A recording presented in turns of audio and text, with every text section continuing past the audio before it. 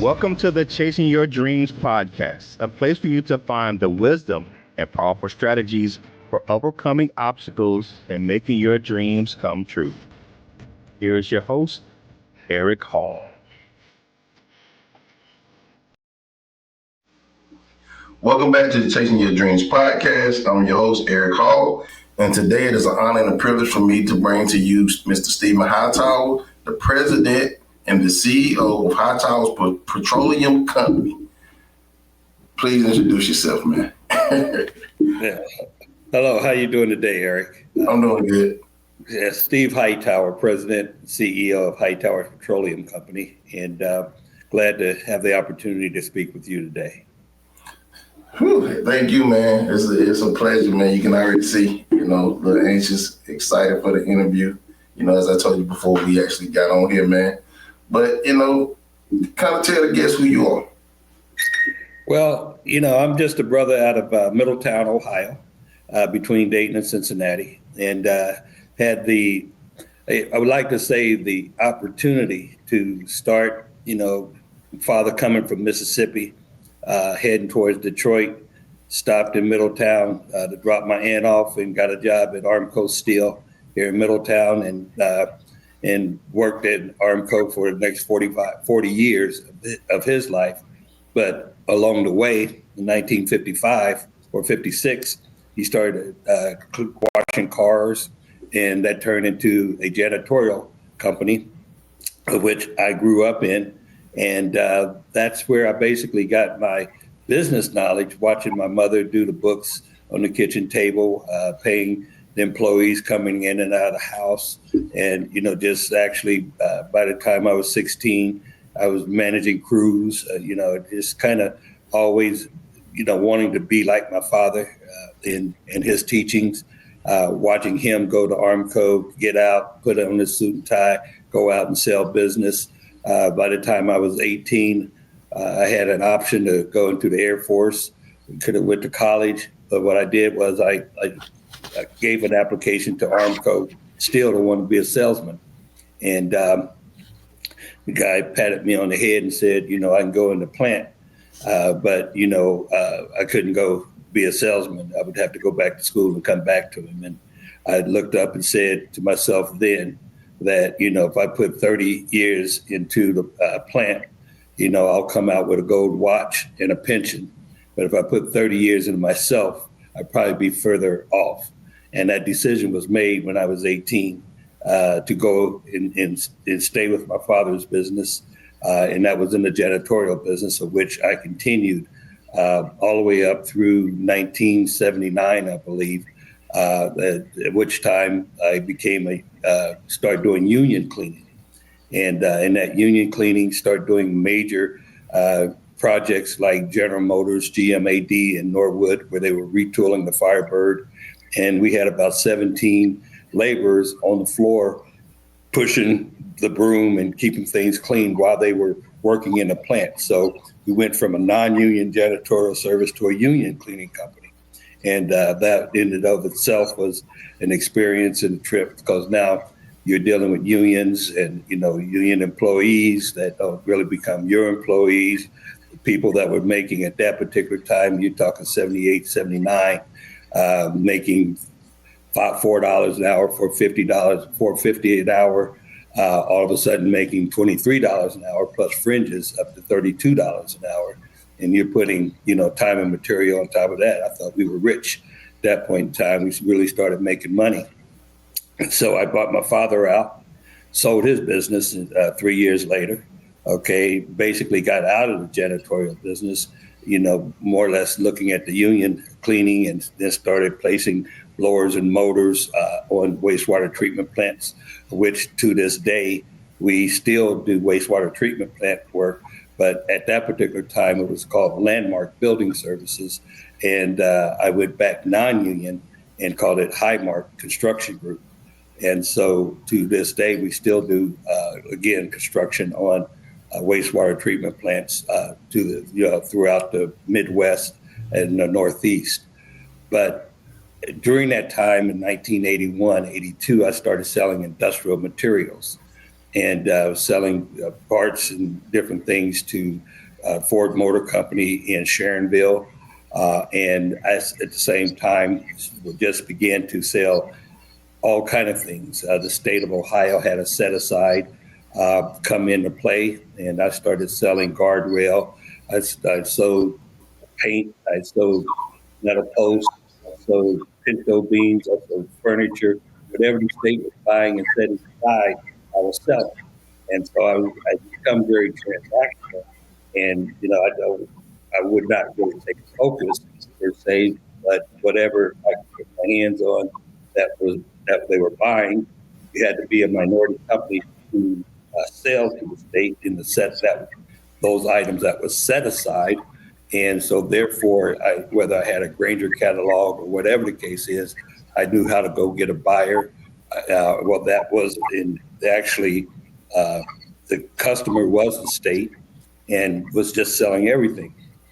Well, one day they set aside fuel, 1981, and I knew how to, again, go get a supplier. The contract was big enough that anybody wanted it. BP had it for 32 years, and they weren't going to play with a brother or any other minority company at that particular time. So they just kind of folded their arms and said, this is going to come back to us anyway. But I was smart enough to get somebody who had the capability of supporting me, and that was a guy out of Cincinnati, Don Likens. And he was the one who quoted me, and so my first contract with the entire state of Ohio, petroleum. Now, I didn't know anything about petroleum, but what I did know was about business. I knew how to pay my bills. I knew how to go out and get a supplier, and I knew how to, basically keep the customer happy, okay, showing up. And those are the kind of just basic things that was business. The language of petroleum was new, but the business skills was the same, all right? So therefore, I went through about 3 years of that contract. BP called about 4 or 5 brothers up to Cleveland at the time, Standard Oil Company. Before it was BP, it was still Ohio and the Standard Oil Company. And they chose me to support for my PUCO hauling authority, which then I became a carrier for BP for jet fuel, and started hauling jet fuel for BP to government installations in the state of Ohio. At the same time, rebidding that state contract and continuing to have various districts around the state doing petroleum. Well, at that time, Pennsylvania had set-asides going on, and so we were selling product at highway projects. Indiana was bringing in casino river boats. They had to float, and they needed diesel fuel. They had minority participation. I started selling fuel to the casino river boats around Indiana.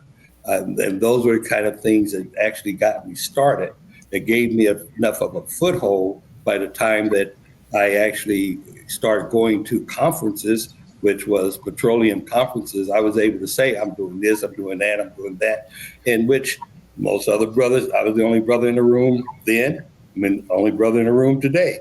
But back in 1981, 82, that was a big deal. And so therefore, that was the spark. And what I say to people is, you got to start someplace. And as soon as possible, you got to move away from the kindling, the what starts the fire, the small, fine pieces of wood that gets you into the game. You got to learn how to now learn the game and become a bonfire. And, that was always my dream, that I knew I had something. And, 3 years later, when I got that PUCO authority, I changed from Landmark Building Supplies to Hightowers Petroleum Company. Just went up to the state and kind of wrote out Hightowers. People say, well, why is it Hightowers and not Hightower? That's what I thought about that day, okay, when I went to the Secretary of State. Wasn't no magic about it. It's just what I did. And so, you take that as a basis of, knowing that an opportunity exists. And then you have to make that opportunity into a real business. And what I say to everybody, getting that second, third, and fourth customer is extremely important. Being in a sheltered market, whether that's 8A or any type of government program, that's all temporary. You don't want to stay small. You don't want to be a DBE, the disadvantaged business enterprise, where you got a cap, where you cannot go over that cap or you go out of that particular program. You want the private sector. You want to be able to have no end to your possibilities. And that's what I began to do. I joined the National Minority Supplier Development Council. That was a private sector. That's where the AT&Ts, the General Motors, and the Nissans, that's where they sit. Now, initially, when I first started wanting to join the National Minority Supplier Development Council, quite honestly, they would not accept my application because, I was in the janitorial business, really wasn't no work. They were looking for big deals, and I wasn't a big deal at the time. But what I did do was I created relationships, and those relationships, even when I did not have something they wanted, when I did come to have something, then those relationships were there. So just because someone is not ready for you today, don't mean that they're not ready for you tomorrow. And and how you manage and how you deal with rejection or failure in many cases determines your ability to be successful in the future. So, all of those relationships that I was building in 79, 80, 81, 82, 83, 84, when they really did not want to do business with me, all of a sudden I had a commodity and a product that they could utilize. And today I sell gasoline and diesel to all the major automotive companies. We do the first fills for General Motors. What is the first fill? When the car comes off the assembly plant, the last thing it gets is gas. It gets 4 gallons worth of gas, or it won't start, of course. And so we give 4 gallons worth of gas to every GM car that comes off the assembly plant throughout North America. Canada, we was doing Mexico, but now we're only doing all the US and Canada. We do the same thing for Nissan. We do the same thing for Honda. So, that became a niche market. Believe it or not, those particular companies were being serviced by BP. We won that business from BP, all right? And as you can imagine, the salespeople from BP was not happy, but we were not utilizing BP product. We were utilizing Shell product at the time.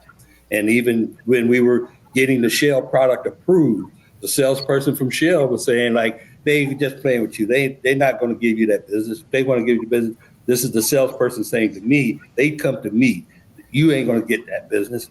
Well, I went through the process of getting that product certified by General Motors, a 2-year process that a lubricants person with Shell helped me work on it, but not the petroleum guy from Shell. Well, after 2 years, we, thought that, well, it's time that we're going to get the contract. Well, no, that was just the conclusion of the testing period to say, okay, you got a product approved. Year 4, I'm still knocking on the door and saying, are we going to get a chance to get this contract? And, then they would, gave us more excuses. The buyer left. The vice president who brought me in, she was gone. Here I am starting all over and, get somebody else in there. They ain't paying no attention to me because, that they, you little you out of Middletown, Ohio, you can't take over big GM.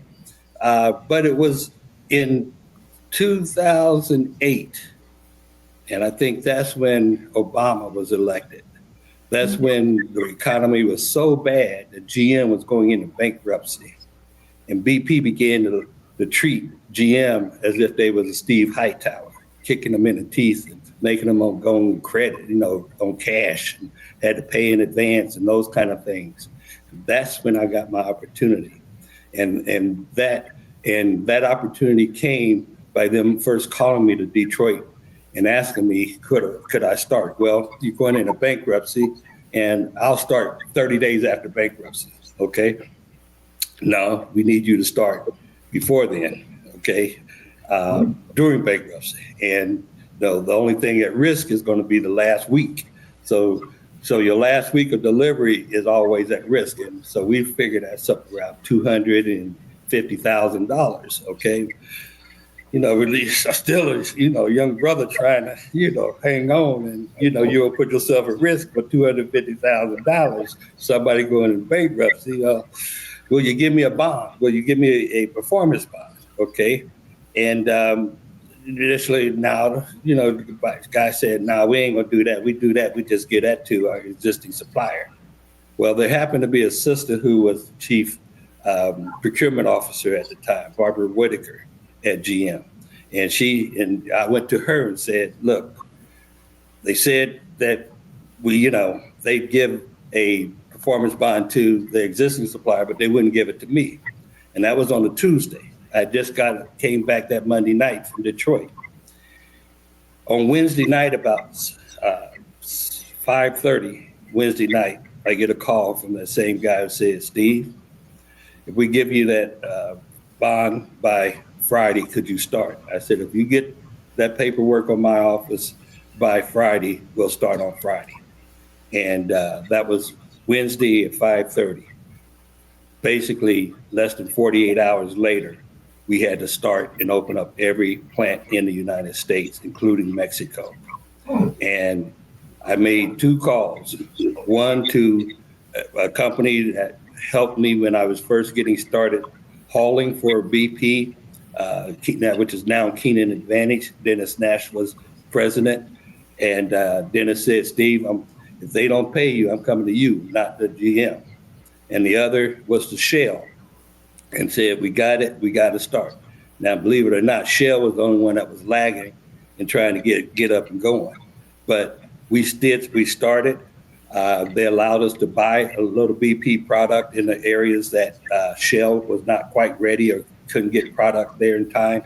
And to this day, we've never stopped shipping to all the plants in General Motors as of today, and have never missed or stopped a assembly line because we did not deliver product. And so that just goes to show that what you may have to do, if it takes even 5 years to get an opportunity, you do your 5 years. Because if you stick it out and you don't go crazy and act a fool, you can have it for the next 30 years. And that's what that can show you that we can do. Now, in addition to all of that, and I talk about it in my book, Fueling from Zero to a Billion. And, most of us don't have the opportunity to go to a bank and get finance. And I did not have the ability to go to a bank and receive finance. Now, they financed me $5,000, $10,000 for janitorial business and what my father had done. But now I'm in the petroleum business. I couldn't get a cent. I couldn't get a penny. But what that first guy taught me was, he said, Stevie, remember where you came from, who brought you to the dance. And one of the things he gave to me was the knowledge of a lockbox. And that lockbox basically allowed the customer, and then the initial state was the state of Ohio, sending my payment to the bank, the post office box in the bank, to my account, checking my name, okay, but with instructions to send the money directly to the supplier. Well, that was a credit instrument. And the bank didn't have to take no risk because the money was coming from the customer. Customer was a General Motors or state of Ohio or any number of customers at the time. So they really wasn't taking a credit risk because all they had to do was push the money to where we had agreed the money to go. And from my standpoint, all I wanted was mine anyway. So, he got his, I got mine, right? And what that allowed me to do was to get in the game without the credit. And if you can believe this or not, but this is an actual fact, I had to get up to $235 million worth of activity doing lock boxes before I got my first bankable line of credit, my first ABL account. After I got up to $235 million, that's how the banks was resistant of allowing me to have a liquor credit to get into this business. But it was me not saying that I'm not going to sit on the porch and watch all of this parade go by. Okay, I got to figure it out. And from that very first contract that Don Likens put me into a lockbox so that he protected his own butt, I started doing that with different suppliers. Right hand didn't know what the left hand was doing, but I kept on doing it, and it worked. Okay, so without no credit and no money, I was still able to play at a level that I got respect. Okay, and so what I say to you is that you got to figure things out. And in my book, I show you how to do that. It ain't science. It's not magic. It's not brain surgery. It's just knowing what's available to you and then being able to execute on it. And most importantly, doing what you say you're going to do each and every day. Absolutely. And that has become the largest African-American owned gas company that's even out there, even to this very day. And you even gave a great message, which is a common theme on my platform. You didn't give up. You kept fighting through the adversity. You didn't take no for an answer. You kept really going. But I'm going to take you back, man, because you said that the decision was made at the age of 18 when you finally made that ultimate decision, but you was kind of learning the business the whole time, probably from your parents. How was those early years in your life when you seen your father, establishing the janitorial business and, chasing his dream and going after it? When did you really make that decision that, man, one day I'm gonna probably go ahead and probably be doing the same thing? Well, what I tell individuals, I'm now past that age where people are looking up at me like I'm old, and I don't feel old, I don't think old, I don't try to be old. But look at my grandkids, my great grandkids, I'm old. So you had to accept certain things that there's going to be it. But I was very impressionable by my father. Okay, even though I had two other brothers and a sister, I was that one who wanted to be like him, and he was a hard worker. I became that guy under my father. And my father came from Mississippi. He had a 6th grade education. He had to pick cotton. He had to work in kitchens. So, he didn't have the opportunity in Mississippi to be a scholar, okay? Because that just wasn't the life that he was able to be brought into. So doing the books was my mother, but then doing the business part of it became me. And, I went to Wright State University, took business and communications. It wasn't so much of what I learned in Wright State as it was doing it while I was at Wright State, okay? And, I utilized those skills to support my father because he was a salesperson. He had a gift of gab. He was a people person. He knew how to go out and make those relationships. I was supplementing him, okay, with, learning how to do brochures and do some of the things that, I was learning through school, all right, and match that, okay, and begin to grow and make that janitorial business become the largest janitorial business in the region. We had 175 employees by the time I bought the company from my father, and 2 years later sold it, okay? This was like 21 years old, okay? and I'm doing these kind of things, okay? And so you start your kids when they're young. I started my daughters when she was 12 and 13 years old. My sons, they were coming in my business just like I was in my father's business. My grandchildren are now in the business, okay, just like we were in the business. Because if you wait until they get 22, 23 years old, gone to college and gone into the world, they may not want to come back and do what mom and daddy was doing, okay? Their minds are someplace else. They saw you suffering and the things you was going through. They don't want to go. They don't want to do that, okay? So you gotta start them young. And I started young, okay? And that formula I've used over and over again in my own family. So I've got a son that's chief operating officer, Stephen II. I got a son who's the president of Highmark Construction Group. I got a daughter who's the chief administrative officer, Stephanie, she's been here longer than all of them. She's the one from 12, 13 years old that never stopped coming to work, okay, to this day. And she's, 43, 44 right now, okay? I've got a nephew who is the chief information officer, sharp as I don't know what, but he knows his IT very, very well.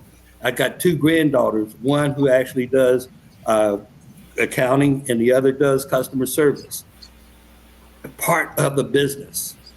And I've had to fire my brothers. They got in the streets. Their heads wasn't where my head was. And, I wanted what I wanted. And they did not necessarily want to do the right thing what I thought. So a lot of people say, well, you got to have your daughters, or you got to have your kids, or you got to have your brothers and sisters. No, you don't. If they don't work, they don't work. Absolutely. Okay? You got to fire them. Okay, you got to let them go, because they won't do nothing but drag you down. So your best friend, or the person you started with that you thought was going to be your partner, if he ain't working out, get rid of him. Okay? If you want excellence, you got to surround yourself with excellence, and you can't accept nothing less from the people around you. Now, does that make you a popular individual? Absolutely not. Okay, but it'll make you a successful individual, and that's what you're in business for, is to be successful, not to be, popular. Okay, and everybody ain't gonna like you if you trying to do the right thing, and they don't care. And their performance is, I don't care performance. Good for us is never good enough. We got to be excellent. We got to be beyond expectations, because we show up black first. And then what comes out of our mouth, what we look like, and what we do, then begins to slowly change the minds of the person that's on the other side of that table looking at you. You got to come right. You got to talk right. If you want to be a CEO, you show up as a CEO. I can't show up at a board meeting in a shirt, in a over, just a pullover and a pair of slacks. I got to have on my suit and tie, because the other CEOs around the table are wearing suit and ties. I'm wearing a uniform of who I want to be and who I am, not what somebody would think that I am, because I don't even know how to show up at a football game in football gear, but I'm gonna show up in basketball shorts. All right, that's not the game I'm playing. And then you got to understand, in everything that we do, there's a game that's been played before, and you got to learn the game that you're playing with, and you got to become excellent at it, and then you outplay them. You become that Tiger Woods, or you become that Oscar Robertson. Okay, you become that Kareem Abdul-Jabbar. You become best at what you do in what you're doing in business. And at a certain point, you're the one sitting at the table with all the CEOs. I'm now sitting at the table at the National Petroleum Council, which is an appointment by presidential appointments and confirmed by the department, the Secretary of Energy. Obama first appointed me. Trump appointed me secondly. I don't know. He didn't know I was a Democrat. I don't know. He didn't read, or whatever the case was, but I got through. And then again, under Biden, still the only African-American business that sits on the National Petroleum Council. But even further than that, API, the American Petroleum Institute, the CEOs of Exxon, Shell, Marathon, you name every major oil company CEOs. I sit there at the table with them as a board member. And I sit there as a board member because I refuse to just become a member of an organization that I could not influence. My money wasn't big enough to influence. My stature wasn't big enough to influence. And the only way I would even invest into the organization was if I had the opportunity to sit as a board member. And while first being told no, I then later was invited to sit at that table. not just because I'm black, but I know black had a lot to do with it because they've never had a black person on any of those boards before. However, I put up the numbers. I did $490 million. I bought from all of them all over the country because I buy product from them. I'm an industry player. I'm recognized as an industry player. I belong to their associations, Sigma, API, National Petroleum Council, the only brother in the room in all of those. So I learned the game. I played the game. And I played the game at a high level that they allow me to sit at those tables. And what does that do for me? It gives me proximity. It gives me proximity to decision makers. It gives me proximity to opportunity. And it gives me proximity to be able to take my company to the levels that I wanted to go to. And that's allowed me to this day become that person who people think that I might become, and become that person, because I'm not stopping at that. All right. I now have offices in South Africa. I'm doing business in Nigeria. I got an office in Rome, Italy, where my head of trading, global trading sits. I want the world to be my marketplace, not Middletown, Ohio, not Cincinnati, not the United States, but the world. And if you know how to do business, somebody in this world will do business with you as long as you're respectful, you got a good reputation, and you know how to play the game. You can play the game anywhere in this world. Absolutely, man. And I appreciate that knowledge, man. Just sitting back and listening, man, I caught something else, man. That servant leadership that was in you, probably even before you realized what it was, man. You actually went back to college. You noticed the gaps. You went back and learned for your father to fill in those things. And you actually helped that business to grow before you ultimately took over yourself. So I commend you for that myself. But I mean, there's many life lessons in that, man, that has ultimately led to where you're at today. Just kind of, man, with all of this, man, you just mentioned that ultimately you're still chasing some other stuff. What still motivates you to keep going like this? Well, there's always an exit. God will make sure that that's going to happen. We all going to die. That's one thing. Absolutely. And if you're still living in the exit, you don't want to exit cheap. You don't want to put in all of this time and effort, 40-something years, and then have to give it away.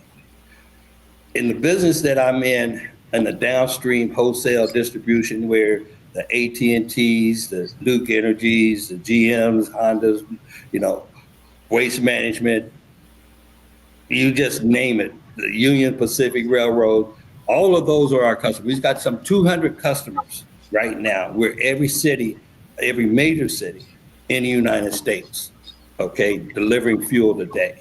But it's a penny business. And nobody don't pay you for the quality of companies. They pay you for your EBITDA, okay, earnings before taxes and insurance, okay?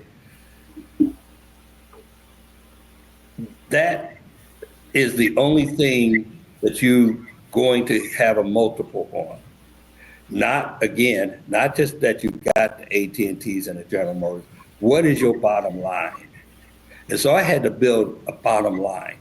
And when you're in an industry like fuel, where everybody has the same product, everybody's got the same gas, whether it's 91, 97, 87, everybody has the same diesel, whether it's 10 parts per million, or number 2 diesel, number 6, it's all the same.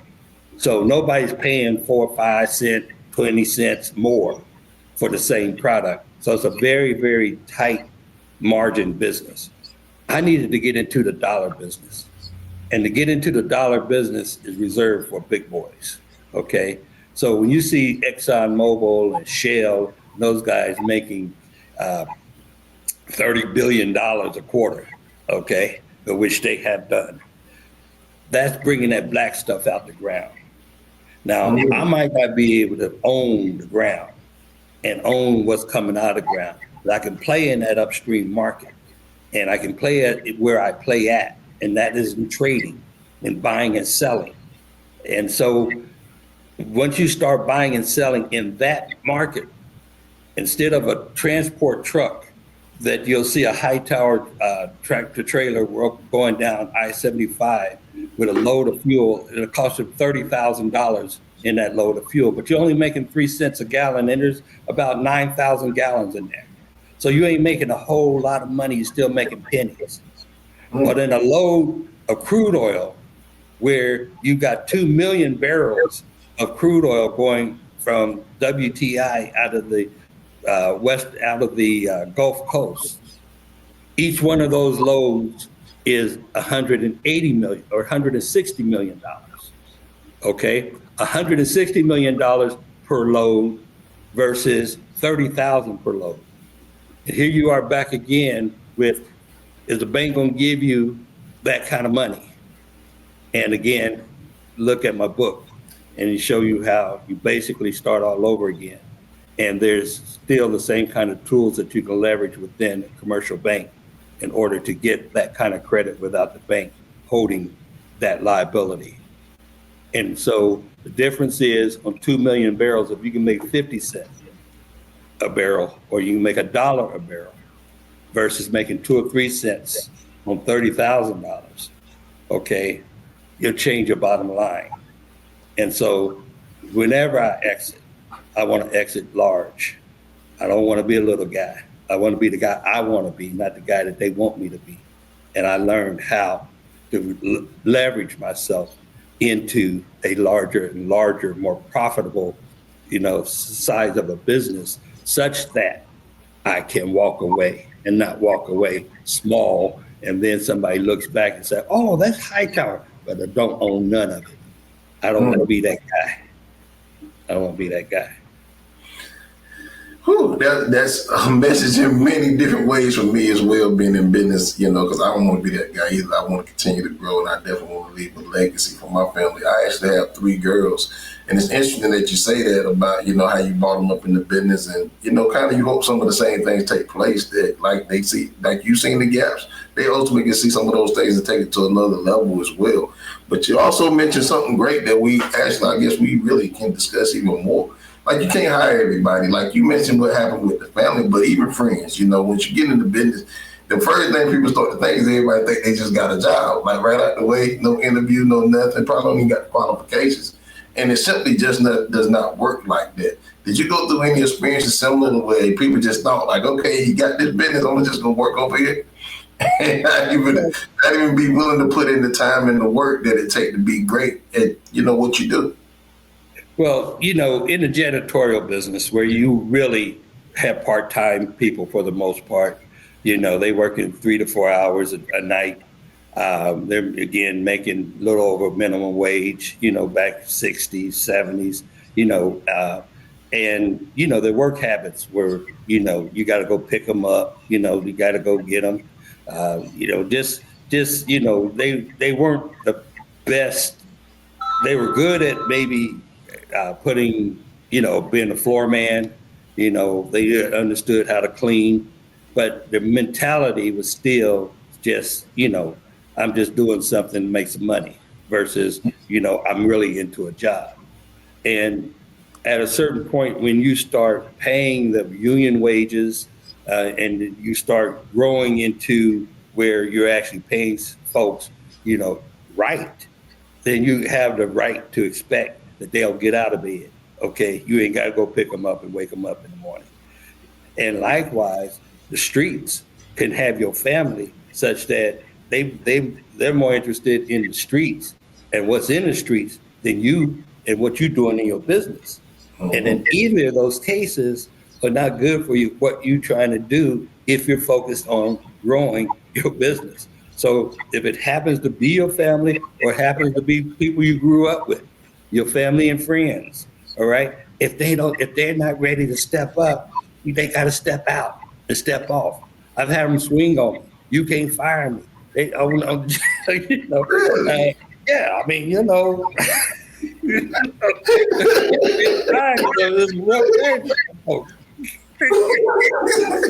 Especially if they don't know you, okay? But, it's what you want your business to be. And everybody don't have the same vision that you got, all right? And if they don't, that's okay. They just can't work for me. They just can't work for me. And we know that in our families as Black folks, okay, that, whether it's drugs or whether it's women or whether it's something, could take them off to the left field where they just don't want to do right because their mind is not right, okay? You got to let it go. You might cry, okay? But those tears will be gone and you'll still have your business if you go ahead and do what you got to do. But you got to be willing to do that. And, that's a hard thing. And that's something that can divide you and your family forever. It has that capability. But yet at the same time, who do you want to be? And if that person or those persons don't want to be that, you got to separate yourself from it. Had a young brother in business. He said he went to Harvard and he's trying to teach, do management, blah, blah, blah. He said, well, before I want to grow, I got to get my partner together first. I got to get that before I fire him. If he didn't want to get there, let it go. Let him go. Go get somebody else or do it yourself. Don't be trying to bring somebody along that don't really want to be alone. And it's not compatible with your vision and your dreams and the way you want to know that business should be done. You gotta let them go. All right, and that is a really, really hard thing for many of us as African Americans to do because we feel obligated to our family and our friends. And that's not what's going to take you over. Look what successful people do. How white people run their businesses, okay? It's not all that. Not saying that it may be some of that, okay? But they're not gonna let somebody drive their business out of business. And you can't do that either. Absolutely, I agree with you 100% there. One thing, that ultimately, why I got you on here, I'm proud of myself on trying to learn every day, trying to figure out different ways to get better. As I listen to just, your mindset on business and understanding when to let go and, when to really keep pushing through, along the way, what honestly would you say has been the biggest challenge for you to overcome throughout this whole ordeal?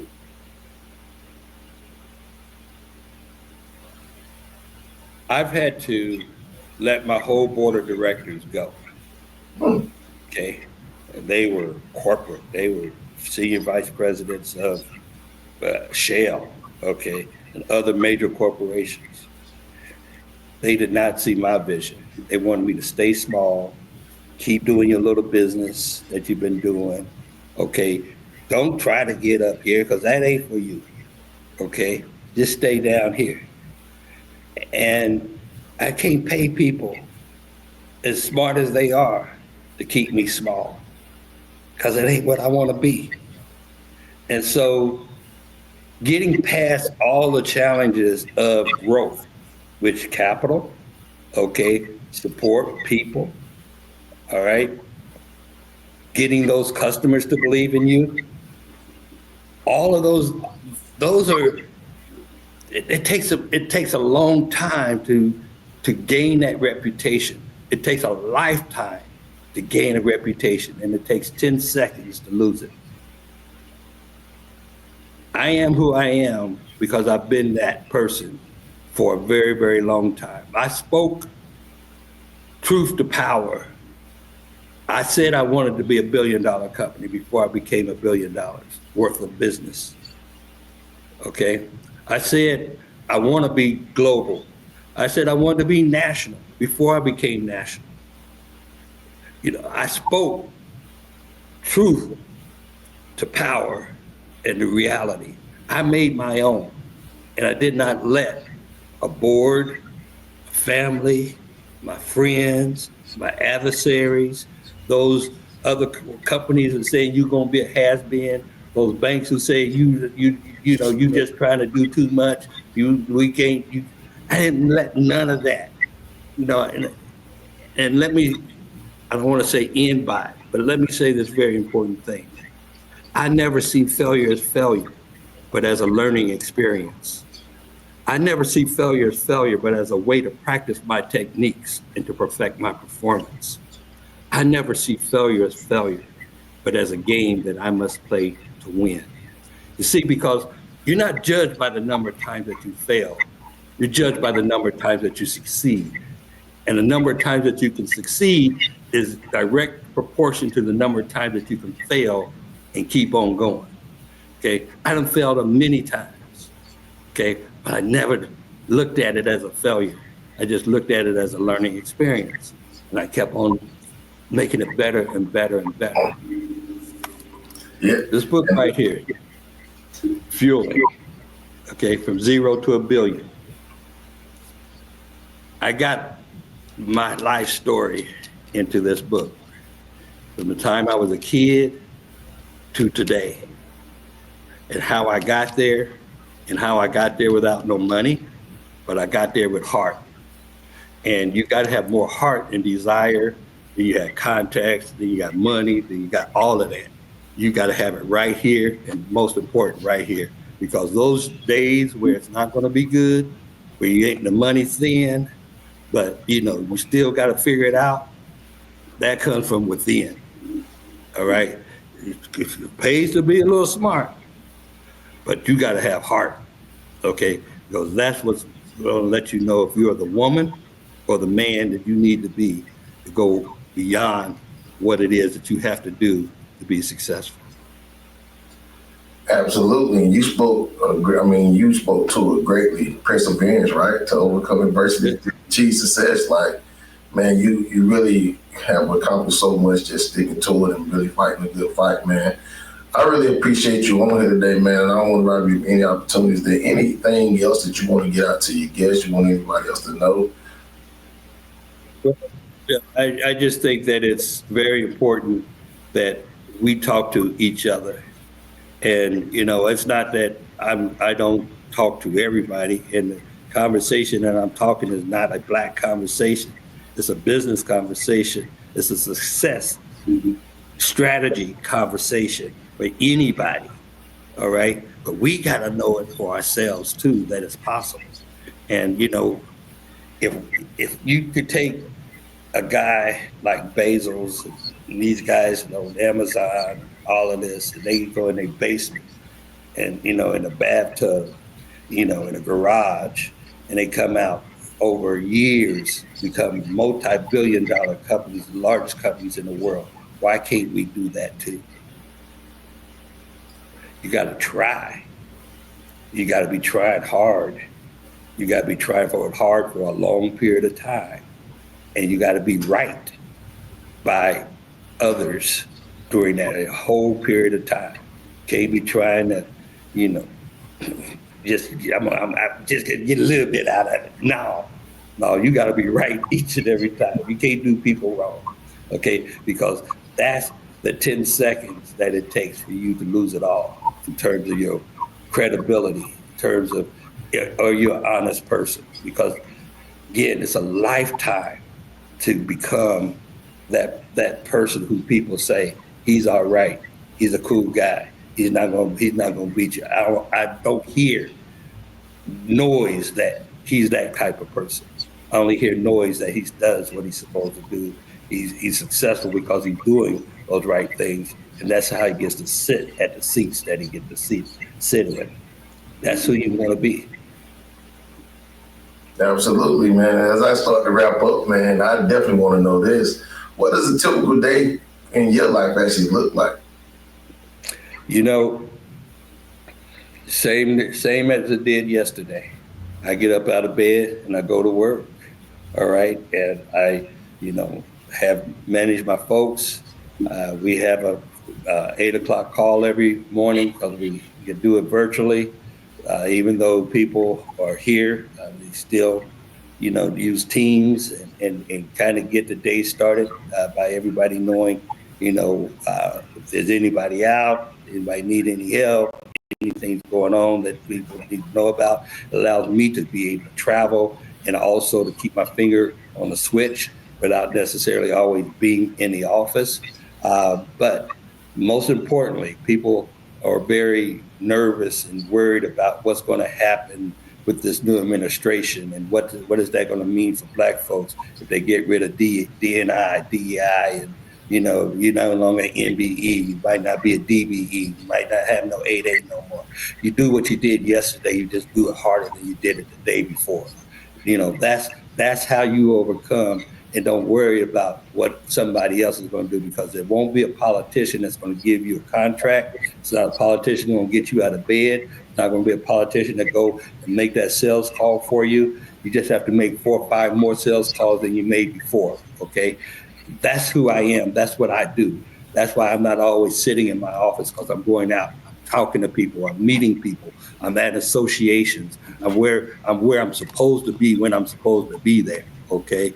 And that's what we have to do. We got to get out of our comfort zone and get out of our small municipality or city or state and go wherever the action is to learn about it, whatever industry you're in. There's an association, and you got to become a part of those associations. I don't care if you're a bricklayer, whether you're an electrician, whether you sell petroleum, whether you're a consultant. There is an association that everybody is doing the same thing that you want to do, or that you may be doing on a small scale.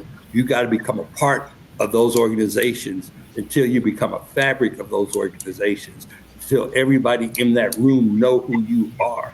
And at that point in time, that becomes your supply base, that becomes your customer base, that becomes your knowledge base. And those are the things that we have to utilize, because that's what they do. They're not magic. They're not smarter than we are. They just know how to play that game in those associations that typically we're not a part of, okay? But that's where the industry is. And if the industry don't know you, you're not in the industry. You just playing. You just playing. We got to stop playing. We got to get serious and become a part of, and be taken seriously. Absolutely, man. I appreciate the knowledge that you came on and shared.